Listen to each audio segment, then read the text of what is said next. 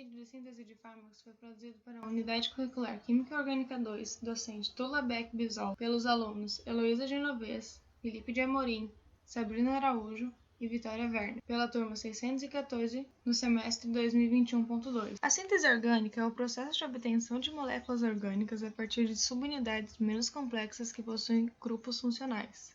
Essa área da química remete ao século XIX, com a teoria da força vital do químico sueco Jöns Berzelius, que defendia a impossibilidade dos compostos orgânicos de serem produzidos artificialmente, uma vez que estes apresentavam uma força vital característica e que, portanto, impedia a síntese dos mesmos. Mais tarde, ainda no mesmo século, em 1828, um aluno de Berzelius, Friedrich Wöhler, sintetizaria a ureia. Historicamente, a síntese orgânica se desenvolveu a partir da curiosidade e necessidade humana. Porém, nesse momento, o fim da teoria do vitalismo se deu a partir de um engano. Isso porque Wöhler objetivava sintetizar o cianato de amônio a partir do cianato de potássio e sulfato de amônio, todas elas inorgânicas. Para isso, aqueceu os dois sais juntos, esperando encontrar o cianato de amônio.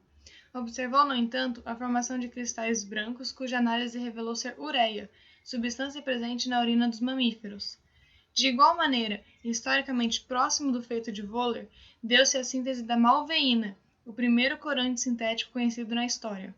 Quando William N. Perkin, de apenas 18 anos e assistente de August William Hoffman, presidente do Departamento de Química do Imperial College of London, foi solicitado para sintetizar o princípio ativo da quina com ação antimalária, a quinina, o resultado foi inesperado. Inicialmente, ele tentou realizar a dimerização oxidativa da liotoluidina, com dicromato de potássio para obter a quinina, mas não teve sucesso. Na segunda tentativa, Perkin tentou a oxidação do sulfato de adenina, um produto de coloração escura. Tentando purificá-lo, ele adicionou etanol, obtendo assim uma solução de cor púrpura muito intensa e chamativa.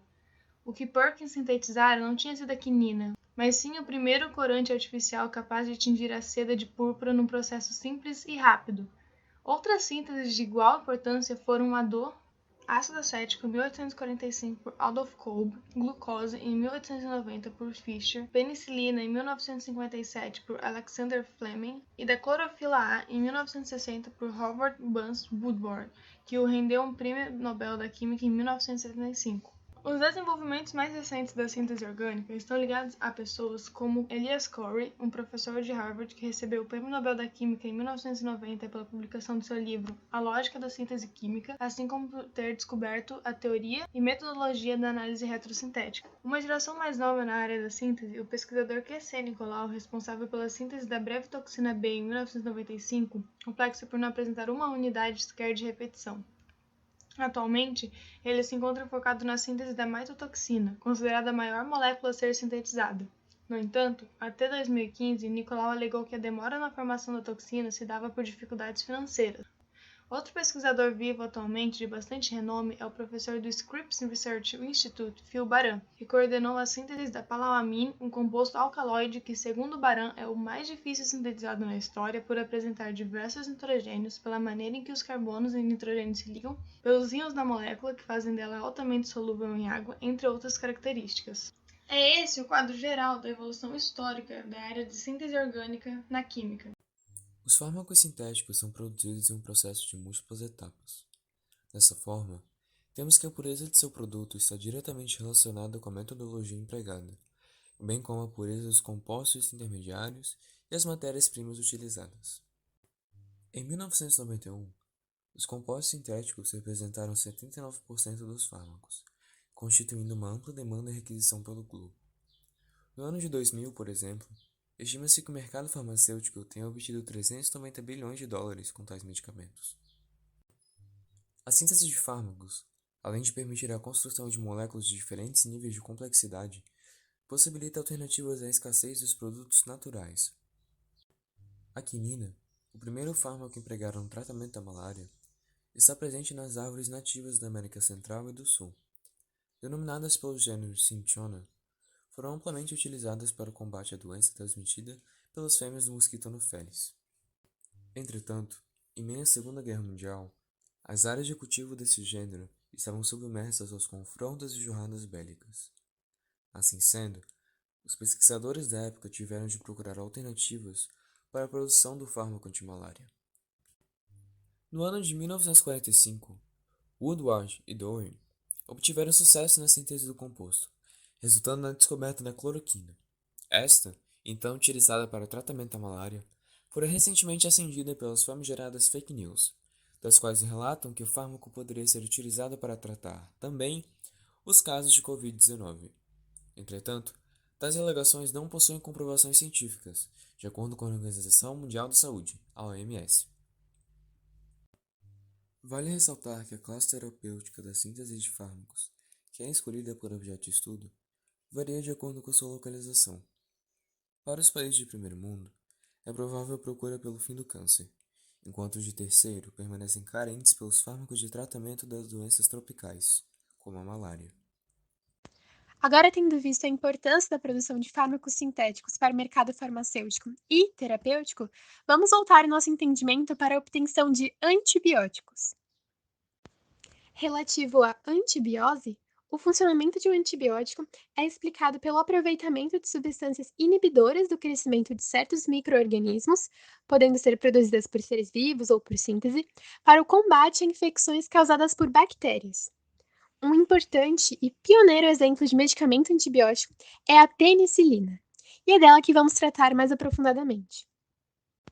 Se em algum momento da vida você já precisou receber a tão dolorosa injeção antibiótica de benzetacil, você estava, na verdade, fazendo uso da penicilina. Mas do que exatamente se trata essa substância considerada milagrosa? A penicilina faz parte da classe de antibióticos beta-lactâmicos, que são aqueles que se caracterizam pela presença, em sua estrutura química, do anel beta-lactâmico, que é responsável pela sua ação antimicrobiana. Esse anel corresponde a uma amida cíclica de 4 membros, e dependendo da ligação que realiza, pode gerar uma grande variedade de derivados de um antibiótico. A primeira penicilina descoberta, a benzilpenicilina, tem o seu anel beta-lactâmico ligado ao anel de tiazolidina, e a história da sua obtenção é tida como um efeito do acaso. Em 1928, mais precisamente, o médico Alexander Fleming percebeu que suas amostras de bactéria haviam sido contaminadas pela presença de um fungo do gênero Penicillium, que é capaz de produzir uma substância antibacteriana. A partir dessa descoberta, muito se dedicou ao entendimento de como reproduzir o caráter antibiótico da penicilina, levando à conquista de sua primeira síntese no ano de 1957. Entretanto, a purificação da substância era laboriosa demais e o produto obtido por síntese total não se mostrou economicamente viável à comercialização. Mas graças ao aprofundamento teórico da rota sintética da penicilina, em 1976 foi descoberto a existência do intermediário biosintético ácido 6-aminopenicilânico, útil para sua produção, que passou a ser considerada semissintética, possibilitando assim a obtenção em grande escala. Para a produção de penicilinas semissintéticas, é necessário primeiramente obter esse intermediário 6-aminopenicilânico, que nada mais é do que produto da hidrólise, ou seja, a quebra da penicilina G, catalisada pela enzima penicilina acilase. Na etapa seguinte, a simples substituição da cadeia lateral pelo cloreto de acila fornece derivados com a penicilina V, meticilina e oxacilina. Cada uma delas apresenta uma atividade antimicrobiana específica, e o que é algo extremamente importante, visto a capacidade de resistência bacteriana a um mesmo antibiótico. Esperamos que esse esclarecimento da evolução histórica do processo de obtenção da penicilina, junto à sua relevância enquanto precursor de uma linha de antibióticos, tenha despertado a sua atenção para a importância da química orgânica sintética e de como ela pode estar associada à preservação da vida. A importância da síntese orgânica se estende para além da produção de antibióticos, englobando também a produção de antivirais, como por exemplo o aciclovir, utilizado no tratamento de herpes. A herpes é uma infecção viral comum causada pelo vírus herpes simplex. O contato com o agente viral ocorre geralmente na infância, mas muitas vezes a doença não se manifesta nessa época. O vírus atravessa a pele e, percorrendo um nervo, se instala no organismo de forma inativa, até que venha a ser reativado.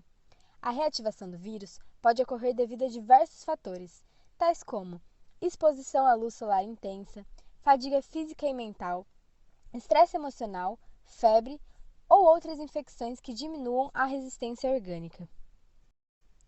Por conta disso, o antiviral aciclovir, elaborado pelos pesquisadores George Hitchens e Gertrude Elion, apresenta grande importância terapêutica. O fármaco foi desenvolvido com base no nucleosídeo guanina cíclico, uma base nitrogenada utilizada pelos vírus na reconstrução do seu DNA. Dessa forma, o vírus não é capaz de compreender as nuances estruturais entre o aciclovir e as verdadeiras bases nitrogenadas. Portanto, utiliza o fármaco na construção de um falso DNA. Como o DNA é construído com esse erro, o vírus da herpes não consegue desempenhar sua função adequadamente e acaba morrendo. No que diz respeito à síntese, olharemos a reação a seguir, na qual os compostos estão identificados por letras do alfabeto. O aciclovir é obtido a partir da acetilação da guanina com anidrido acético, gerando um composto intermediário acetilado, identificado como B.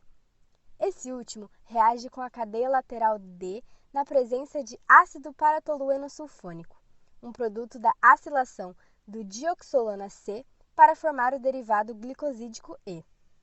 O derivado E reage com amônia e metanol a temperatura ambiente, para então fornecer o produto desacetilado aciclovir, identificado na reação como F. A partir desta breve exposição, podemos notar a importância da química orgânica, em especial da síntese orgânica de fármacos, que nos permite o acesso a substâncias dos mais variados níveis de complexidade e com propriedades terapêuticas de grande utilidade. A busca por novos protótipos de fármacos representa relevância no mercado farmacêutico. Infelizmente, ainda há uma assimetria em relação ao acesso a tais tecnologias, na qual os países ricos estão envolvidos na busca de novos produtos, enquanto os países dependentes carecem de fármacos para tratamento de doenças tropicais cuja cura já existe.